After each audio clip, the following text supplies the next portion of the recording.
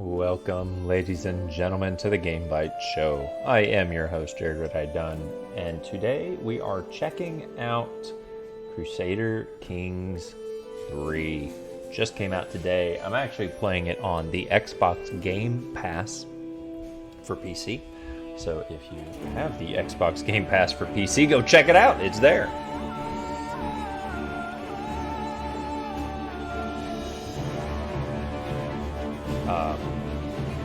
It's very loud, and we will adjust the sound settings in a moment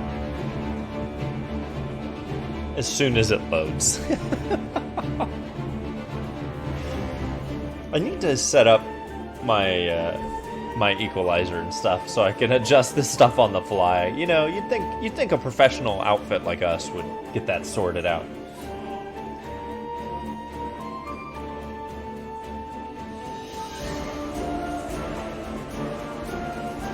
We're just gonna jam out to these this boss tune here. All right.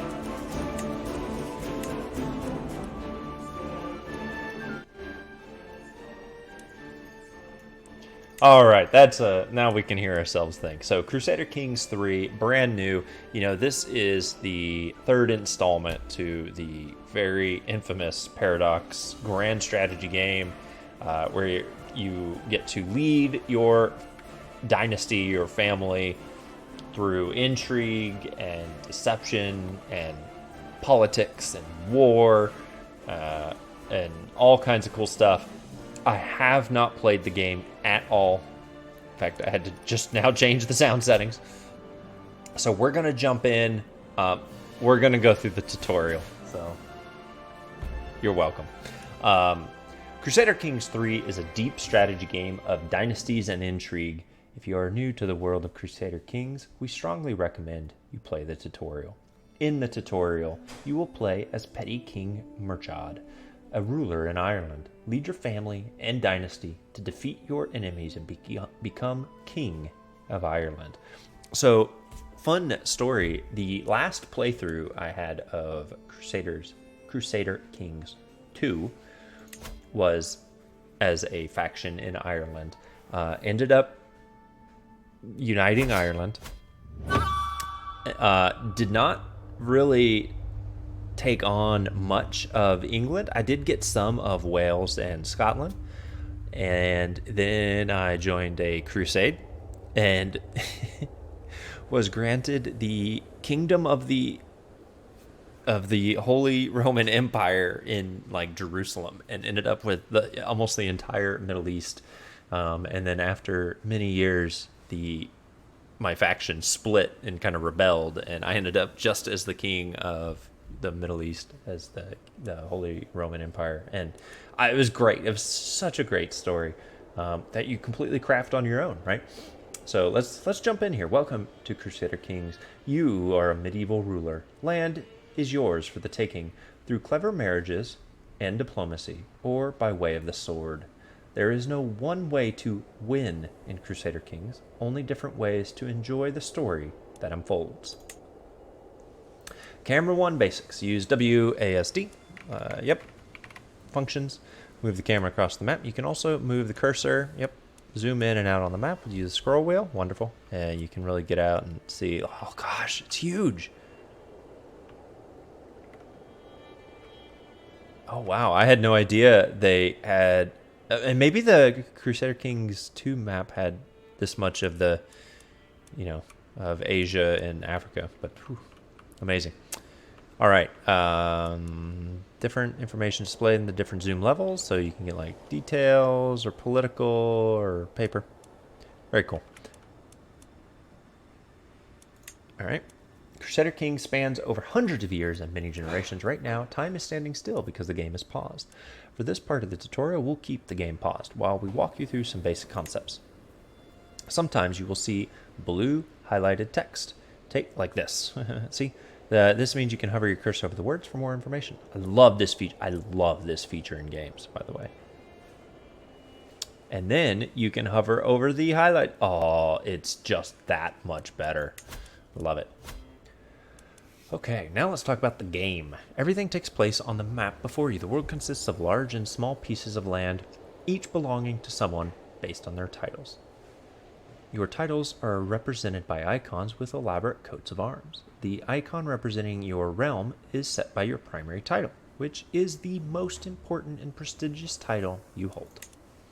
If you click your character portrait, highlighted in the character view, the borders of your realm capital, Lomish, I don't know how to pronounce it. I apologize those who are of Irish speaking. I am Irish descent, but I don't speak it. Outside of that will be borders of your entire realm. Munster is your primary title, which is why your realm is named after it. You also hold the Earldom of Thomond as a separate title. If you zoom out, it will read Munster on the part of the map because you are the top ruler of the area. Cool. As a ruler, you can only hold so much land on your own. You will often have other rulers helping with the administration of the realm by holding land titles within your borders, making them your vassals.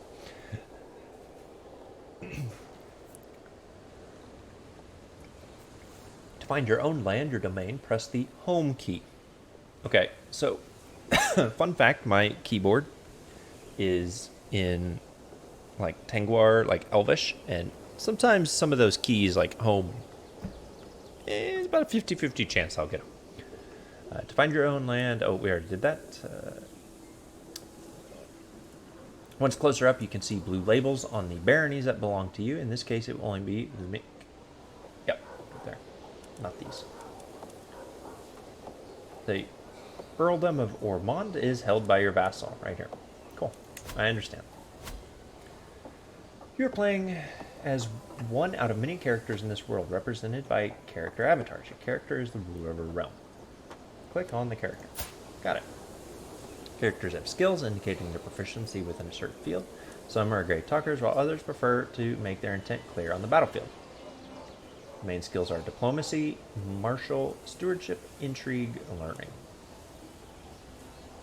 Okay, I see. So our dude is, he's like a top-notch general, and pretty much garbage at everything else. He's okay at stewardship. It's a skill that helps rulers manage their domains, directly increase taxation, making a very useful skill for all rulers. Great. Characters also have traits which can affect skills, as well as how they react to things. These are illustrated by icons in your character view. Temperate. Alright. Wrathful. Great. Impatient. Perfect. Skilled tactician, and a flexible leader.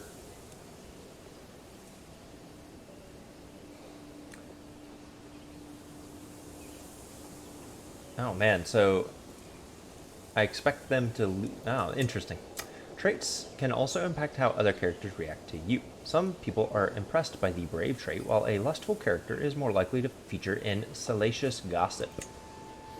All characters, yes all, have an opinion of one another, which drives their behavior. Low opinion can cause people to rise against you or be unwilling to help you. High opinion can, on the other hand, make characters more inclined to join your murder scheme or fall for your seduction. Love it. To help you further your goals, you will need gold. Among other things, gold pays for buildings, armies, and bribes. Gold is collected passively from both your holdings and your vassals as tax. Large vassals and more important holdings tend to give more tax. However, money is not all. Certain things can only be achieved by spending the right amount of prestige or, for religious matters, piety.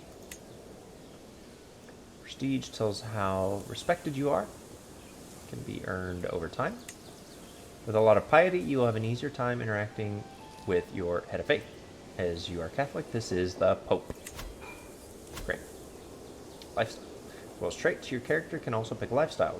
There are 5 lifestyles, one for each skill. Click on the lifestyle button. Oh, cool. As time goes by, your character will earn lifestyle experience for maintaining a particular lifestyle. When you acquire enough lifestyle experience, you can select one of the lifestyle perks from any of its trees. Interesting. Perks represent... So choose a focus. We're going to go martial. Oh, cool. So now we can focus in here. Strategy focus, luck, can win a duel. A fool can win a battle. It takes more to win a war. Authority or chivalry. Victory comes not through blood or gold, but honor. We'll go with strategy. Seems simple enough. I understand. Open your character view. Right-click on your heir's character portrait to see the interactions. Try to use and confirm the send gift interaction with your heir.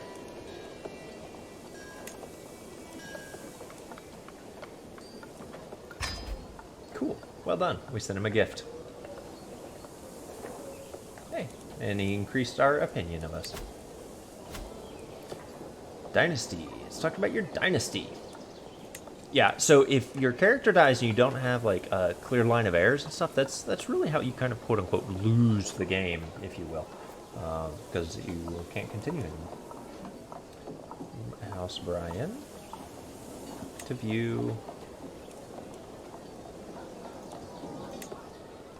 Open the realm view on the right side of your screen. Okay. Inspect the succession tab. As a member of a dynasty, you also have renown shared by everyone in your dynasty. Renown goes up whenever anyone in your dynasty gets prestige and reflects how famous or infamous your family is rather than just you.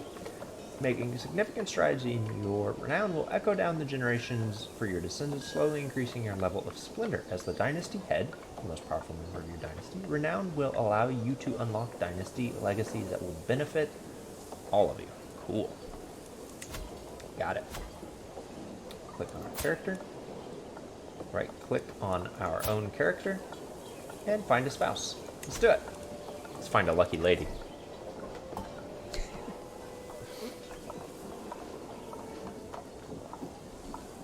Alright, so let's find someone, choose arranged marriage, and also list potential spouses, but only with people from the court of the character you clicked. There are many factors to consider when choosing a spouse. To help you out, there's a filter available for sorting among things to consider. There are alliances, skills, personality traits. Oh, dude, this is so detailed. This is so good. Get married. Select a spouse for your character and click send proposal. So let's just browse through here. What do we have? Where's Mothrafall?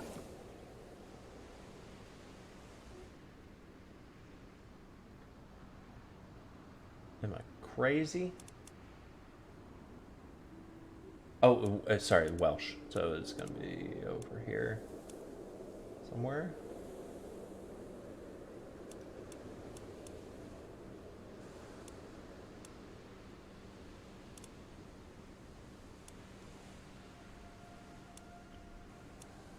Am I completely crazy? I don't know. It's like one of these, right?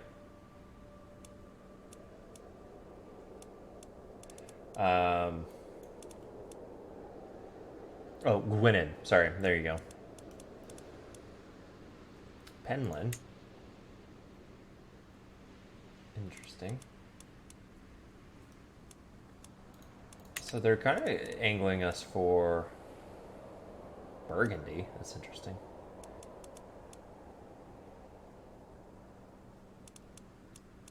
I do love bologna. Let's see what we have. Utility, health, religion, culture. Here we go. So we're looking at just the Irish ladies. Nope, these aren't good. Oh, we could... No, these are not good. Okay, all...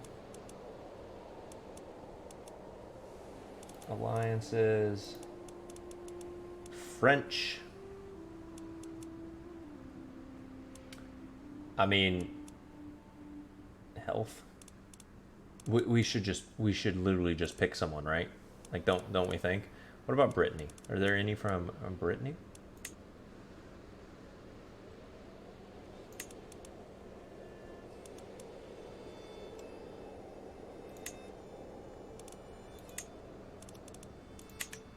It's all so complicated. This is what this game is like. I didn't know if you guys knew this or not, but it's like 24/7 this. trying to figure out like the best way to murder your mom.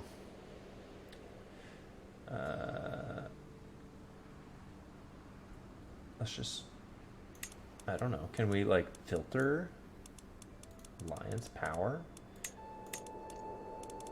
Check. Seems a little steep. Let's keep it on the Isles. So let's do one of these. Patient, cynical, wrathful. Arbitrary, brave, or forgiving. Generous, chaste, patient.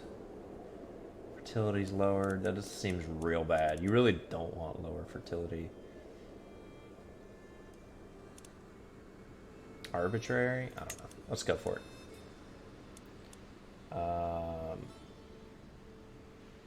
They will accept. Use a hook. Matrilineal, which is not. Okay, cool.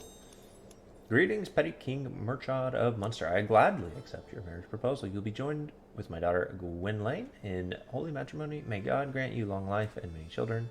Signed, Prince Bledden ap Canfin of Gwynedd. Great. Okay, did we do it? We did it. I understand. Family is important. The player heir will always come from your dynasty, and most often from your house. Not everyone in your dynasty will be landowners, but every plot of land on the map has an owner. Okay.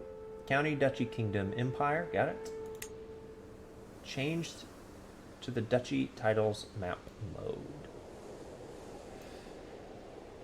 I don't. Down here. Got it. Aha. Return to the Realms map mode. Got it. I understand. The de jure title of Munster consists of 3 counties. Their names should be visible on the map. Thomond, held by you. Desmond, held by neighbor ruler. And Ormond, held by your vassal. These counties are made up of smaller pieces of land called baronies. It's on this level we find your holdings. Click on your capital holding, Lumnich, and order the construction of a building. I swear that comes out sounding kind of French, and I apologize. What do we want? Tents, bastions, and curtain walls, hound pens. Let's do bastions and curtain walls. Great. 3 years. Yeah. Just takes a little bit of time. Every holding provides taxes and their taxes. I get it. Yep, I understand. Okay, open the realm view on the right side. Here's a list of your current vassals along with some additional information. So it's like playing a spreadsheet, but it's such a good spreadsheet. It's worthwhile keeping your vassals happy. This keeps them out of schemes and factions. Okay. Got it. I don't want to send gifts anymore. Go away. Oh, it's because it's like pending. Your realm is a complete body of land and titles that you own, including the areas held by your vassals. When domain is used, we are instead referring to the land that you own personally without vassals. Domain. Got it. Note that there's a limit to how much land you can hold personally before you start incurring penalties. So the domain limit. Open the council view. Council. Got it. Counselors. I've got like a bishop and a duchess. Oh, that's like, is that my wife, I assume? Yeah. Chancellor, stewards. Cool. Open the intrigue view. Now we're getting to the good stuff here. Inspect the scheme. Scheme tab. Open the council view highlighted. Right click on your court chaplain. And sway. Okay, if scheme is successful, predicted success chance is 64%. His opinion will increase by 25. Open the intrigue tab. Yep. Inspect the hooks and secrets tab. This weak hook can be used for a number of things. One is the increase of obligations set by the feudal contract you have with a feudal vassal. War is an essential part of Crusader Kings. There are a lot of concepts to cover, but for now, let's touch briefly on some of them. So the most important thing in any war are the battles, which are fought by armies. Most of your soldiers will come from levies, but you can expand your army by employing men-at-arms. So starts able to raise your armies from the screen via the Raise All Armies button. When the war is over, you will have to disband your soldiers before starting another war. Good to know. So I have 6 knights and 724 levies. Start of war, you'll need a legitimate reason, a casus belli against another ruler. There are various ways to obtain a casus belli. You might have a de jure titles that make you the rightful liege of your target. You might inherit claims, or you could pursue holy wars against nearby infidels. Although these are the most common, there are dozens of different types of casus belli for you to discover and use as you play. Great. Almost there. Soon, we'll let you unpause the game. There are just a few things to go first. Firstly, it's important to know that there are 5 different speeds available for you to play, and you'll be able to pause. Secondly, for certain important events, the game will auto-pause for you. To start the ticking of time, unpause the game using the spacebar or by clicking the play button. This will let days, months, and years go by. Armies told to do so will move, events will occur on screen, letters will be sent, and characters will age. Okay, so we're moving. Now, as a first act, let's remind your neighbor, the Earl of Desmond, who is the rightful liege truly is. If it happens to expand your realm, so be it. Using the character interaction system that we went over earlier and selecting him by the map, declare war on the ruler of Desmond. You should already have a valid casus belli, as his title is de jure, a part of your realm. Okay. With my marriage to Petty Queen Gwynelaine, the realm expects us to throw a suitably extravagant wedding celebration. It is well within my right to collect a royal aid duty as part of this, but some may consider it tasteless to levy an extra tax during a time of jubilation. We're going to go with let my subjects enjoy the festivities without worry or care. Okay, so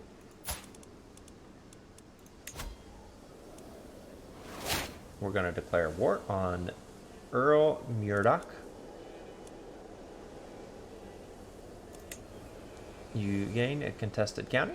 Let's declare war. We've done it. You have successfully declared a war. Next, you should rally your armies. A button has appeared at the bottom of your screen to help you, but you can also do this from your military view. Okay, we're raising an army. To move your army, left-click on the army on the map, click, and right-click on the area you want them to go. Perhaps the enemy capital, barony? Sure. Here they go.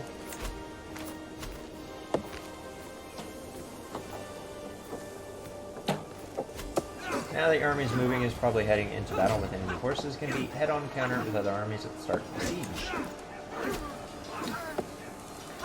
The outcome of a battle between 2 armies depend on a number of things. If the number of levies both sides have, which, if any, men-at-arms either side are using, the commanders involved, and even the terrain you're fighting on. So we're doing pretty good here.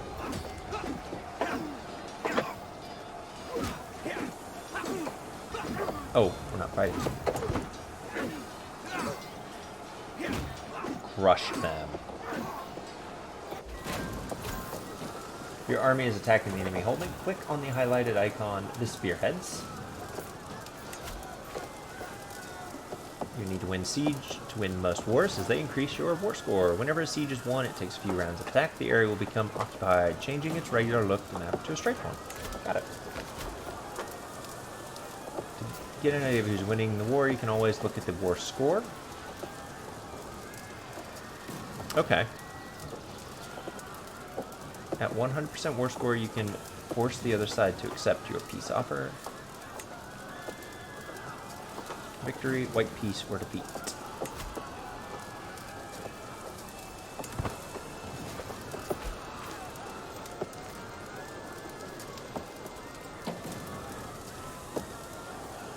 This guy is straight retreating into the ocean.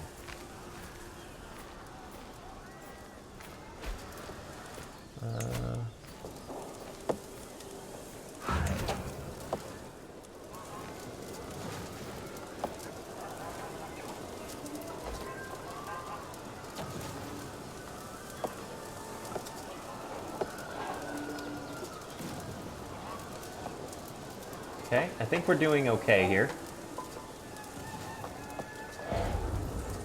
Oh, they're running out of food?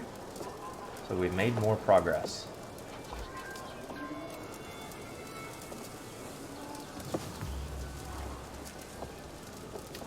Alright. Siege of Tralee.